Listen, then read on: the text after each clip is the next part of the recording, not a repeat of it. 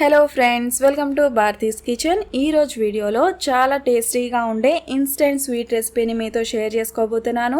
అదేంటంటే mango pad అనమాట. చాలా టేస్టీగా ఉంటుంది. ఇన్స్టెంట్గా ప్రిపేర్ చేసుకోగలిగే రెసిపీ అనమాట.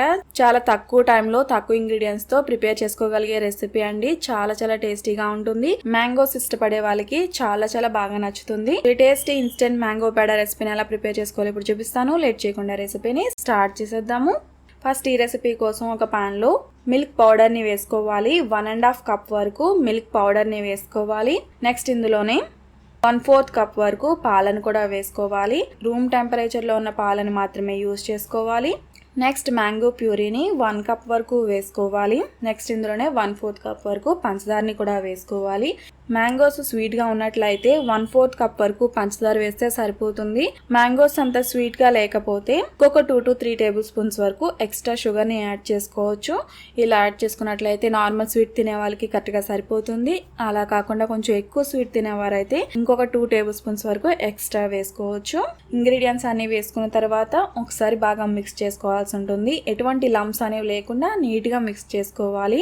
ఇది మన స్టవ్ మీద పెట్టకుండా ముందే మనం బాగా మిక్స్ చేసుకోవాల్సి ఉంటుంది. మిల్క్ పౌడర్ వేసాం కాబట్టి ఉండల కింద ఫామ్ అయ్యే అవకాశం ఉంటుంది. కాబట్టి ముందే ఉండలు లేకుండా నీట్గా మిక్స్ చేసుకున్న తర్వాత స్టవ్ మీద లో ఫ్లేమ్లో కంటిన్యూస్గా మిక్స్ చేస్తూనే కుక్ చేసుకోవాల్సి ఉంటుంది. ఈ టైంలో స్టవ్ని లో టు మీడియం ఫ్లేమ్లోకి ఆన్ చేసుకుని ఇలా కంటిన్యూస్గా మిక్స్ చేస్తూనే ఉండాలి. ఇది ప్రిపేర్ అవ్వడానికి కనీసం మీకు 25 మినిట్స్ వరకు కూడా టైం పడుతుంది. ఇలా మిక్స్ చేస్తూ ఉండగా ఈ మిశ్రమం మీకు దగ్గర పడుతుంది. ఇలా కొద్దిగా దగ్గర పడినప్పుడు ఇందులో 1 టేబుల్ స్పూన్ వరకు గీని వేసుకోవాలి.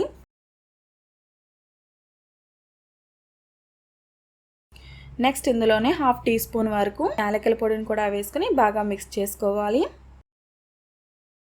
ఈ స్వీట్ని ప్రిపేర్ చేసేటప్పుడు మందపాటి గిన్నెని తీసుకోండి. అడుగు మందంగా ఉన్న గిన్నె అయితే ఈ స్వీట్ ప్రిపేర్ చేసినప్పుడు మీకు అడుగున మాడకుండా ఉంటుంది. నాన్ స్టిక్ ప్యాన్ అయితే ఇంకా బెటర్గా ఉంటుంది.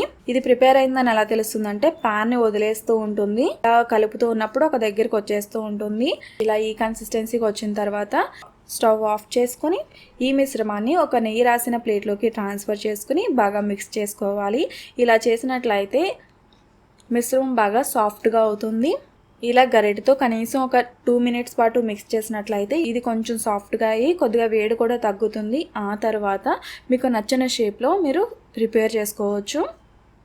ఇది వేడిగా ఉండగానే ప్రిపేర్ చేసుకోవాల్సి ఉంటుంది. ఇది చల్లారిందంటే మీకు ఉండలు సరిగ్గా రావన్నమాట. ఇక్కడ నేను ట్రయాంగిల్ షేప్లో చేస్తున్నాను, అలానే రౌండ్ షేప్లో కూడా చేస్తున్నాను.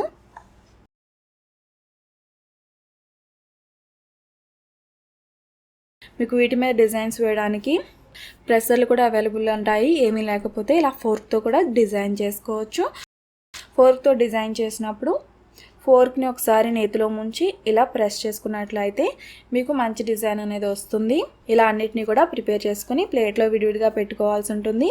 ఇవి బాగా చల్లారిన తర్వాత ఒక బాక్స్లో మీరు స్టోర్ చేసుకోవచ్చు.